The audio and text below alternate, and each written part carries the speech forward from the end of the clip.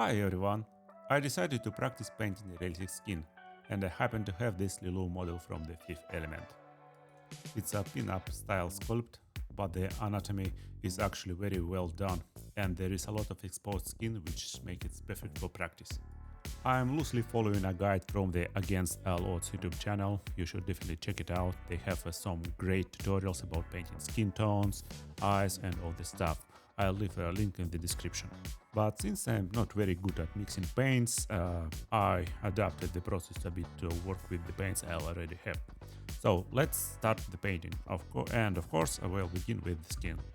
As you can see, I primed the model with white. This was Citadel White Primer. I want to bright base so the colors stay vibrant, and I'm not planning to do strong zenithal highlights here. So I take some red paint and lower the air pressure on my compressor until the airbrush starts producing a speckle spray instead of smooth flow. Using that, I started to build in the base skin texture. I try to apply it evenly, but without completely covering all the surface. The paint is slightly thinned, just enough to flow smoothly through the airbrush, and with that I cover the entire model. This model is actually pretty hard to paint because there is a few places to hold it without touching the fresh paint, and I'm pretty sure it will only get worse later. I also paint the face at this stage. In general, I try to paint all the skin areas at the same time, so everything gives the same tone.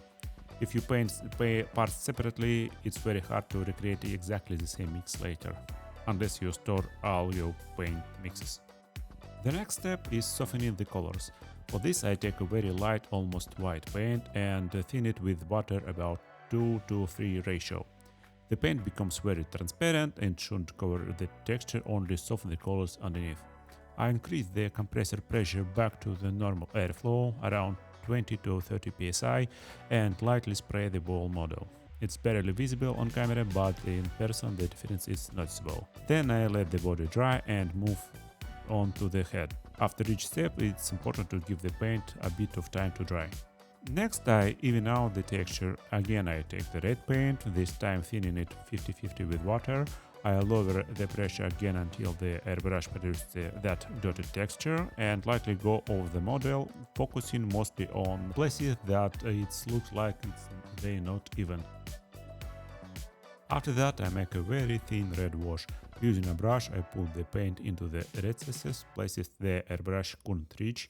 I try to avoid paint spool and keep the layer smooth and even. It would help even further blend the layers and create this transparent skin effect.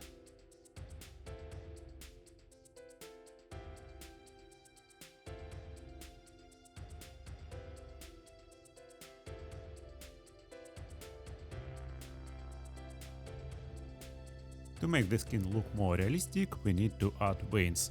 For this I take a blue paint and thin it a lot. Something like this. If the paint is too strong, the veins will stand out too much and ruin the overall effect. I've actually had to repaint the entire model because of this step. Using a fine brush, I paint the veins. For reference, I am using a few images I found on Pinterest. At first it may seem like nothing is happening and nothing is paint, but trust me, it makes difference and the veins will be visible. Once the veins are done, I seal the whole model with varnish and let it dry. Usually I work on models on my free time, not all in one day, so drying time isn't really a problem. After everything dries, I start applying the main skin tone. I am using Vallejo Pale Skin, thin it 50-50 with water. I apply it carefully so it doesn't completely cover the texture underneath. I apply it in 2 layers, letting the first layer dry before applying the second one. My goal here is to reduce this bright red and make it look more like skin.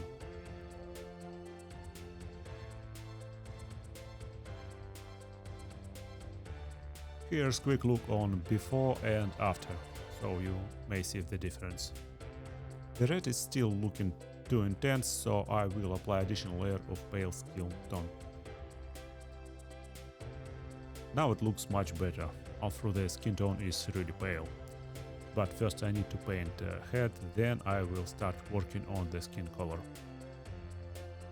I quickly paint it with airbrush, and now for comparison body and head have the same skin tone.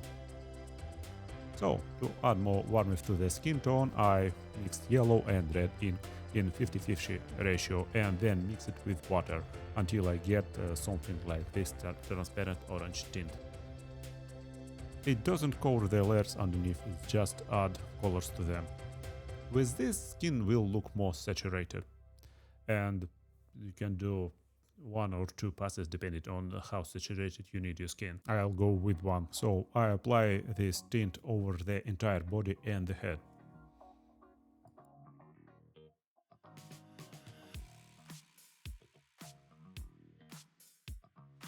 Now it really starts to look like actual skin. You can see the texture and veins under the skin. I'm really glad that I didn't overdo the blue on the veins. But it still feels slightly too saturated. So I'll take light white paint, thin it 50-50 with water and apply it in one layer over the entire model. And yeah, as I suspected, it's really hard to hold this model without touching already painted parts. For the final touch on the skin, I add a bit more richness. I use interactive human flesh contrast paint, thin it about 2 to 3 with water and apply it single layer on the model. Finally, I seal the skin with protective varnish so the paint won't get damaged while I hold the model, which is pretty likely because again it's really hard to hold. And this is the result after it dries a bit. You can see the texture and the veins showing through. It turned out quite nicely. The paint will settle a little more as it cures, but for now, let's move to the other parts of the model.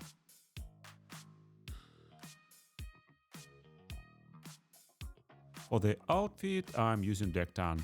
In the original scene, her clothes are white, but using pure white isn't a really good idea. White is basically your maximum highlight, so there is no way to go brighter from there. Because of that, you lose shadows, depth, and overall result just looks flat. So it's much better to save pure white for the final highlights. That's why I'm using dark tan as a base coat for the outfit. I apply it carefully, trying not to drop the model or touch the already painted skin. Even though the skin is sealed with varnish, I still don't want to risk damaging it. Once the entire outfit is covered with dark tan, I mix a bit of white, roughly 1:3 ratio, and go over the costume again. With this, I will get this white tone for the outfit as I wanted.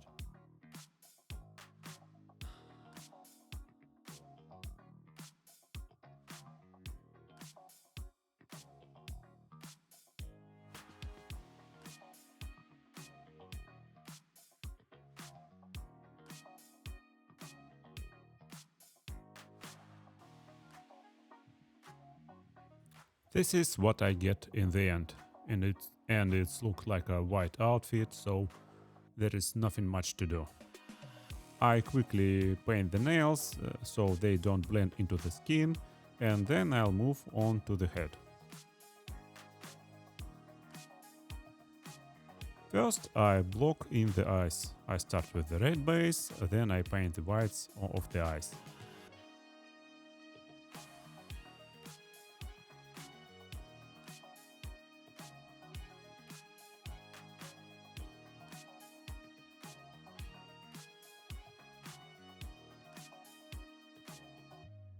For the teeth, I use dark tan as base, then lightly highlight them with white. For the lips, I use red ink, trying not to make the color too strong. It might be a bit brighter than I wanted. I'll check it later and adjust if needed.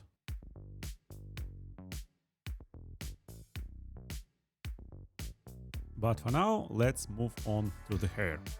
In the movie, Leeloo has a very bright orange hair with blonde, lighter roots. I want to recreate that effect on the model. And for this reason, for the roots, I will use sandy yellow color and paint the areas closest to the scalp.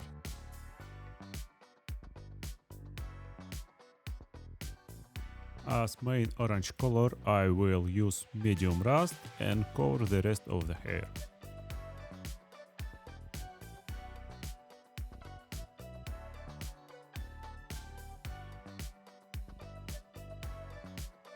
Sand yellow and medium rust is two different colors, so I want to smooth the transition between them. So I will try to blend them. I thin the sandy yellow 50-50 with a thinner and start working on the transition between orange and yellow. I move from orange to yellow, so when I remove brush, paint will naturally settle on the yellow area. I repeat this across all transition areas. And I repeat the same process with the orange paint. Thin it down 50-50 with a thinner and blend it in the opposite direction. So I move from yellow to orange, so the orange paint will settle on the orange part of the hair. I repeat this process several times until I am happy with the result. Since her hair is very vibrant orange in the movie, I'll take the brightest orange I have and apply it to the tips and highlighted areas.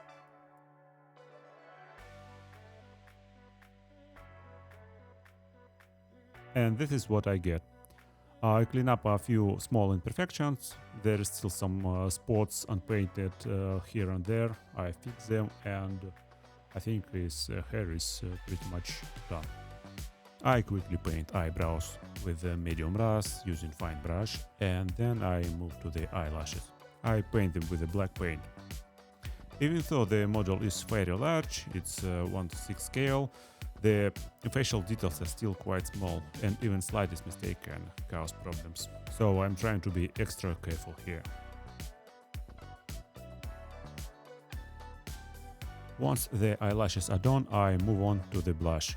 I recently picked up some Tamiya Weathering pastels, orange, ivory and peach, and I really wanted to test how they would look. I think there is already enough orange, so I took a peach color and gently applied it to the face. I don't really know much about makeup, so I'm mostly doing this by intuition and trying not to overdo it. But in the end I think it's look pretty good and not overdone. Now let's move on to the eyes. I want to give her a blue eye, like in the movie. I start by sketching the iris using a dark gray. Painting the first iris isn't too hard. The real challenge is making the second one match.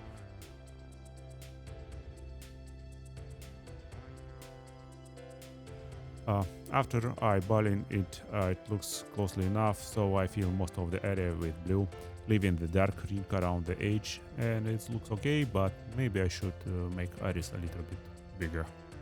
Now I took a lighter blue and paint the lower part of the iris, so the iris have this gradation from darker color to the lighter one.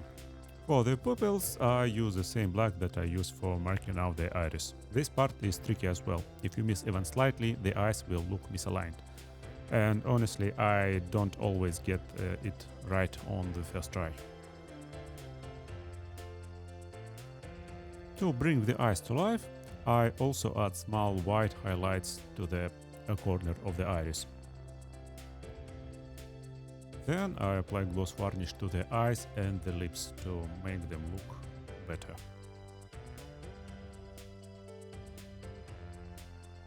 And with that, the head is finished. All that's left now is painting the base. For the base, I start with gray color and cover the entire surface.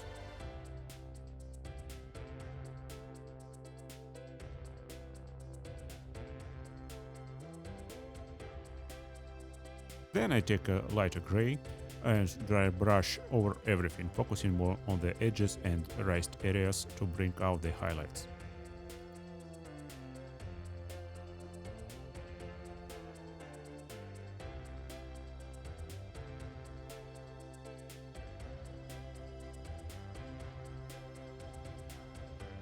Next I use black contrast paint, slightly thinner with water, and apply it so it flows into the recesses and creates shadows in the concrete texture.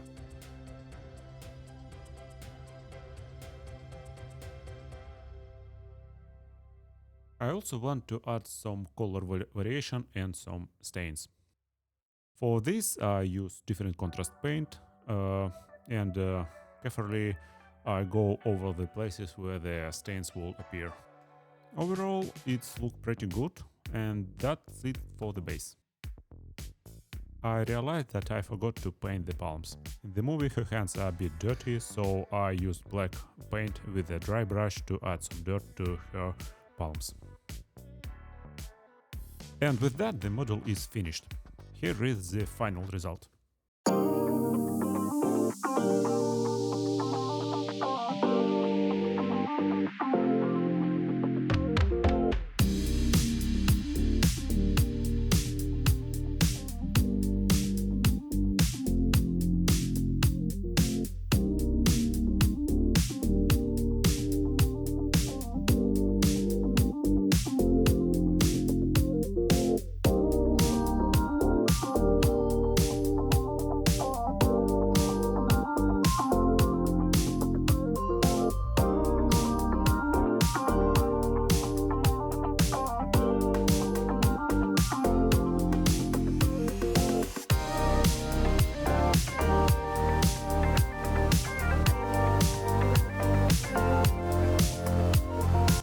And that's it for this model. Thank you for watching.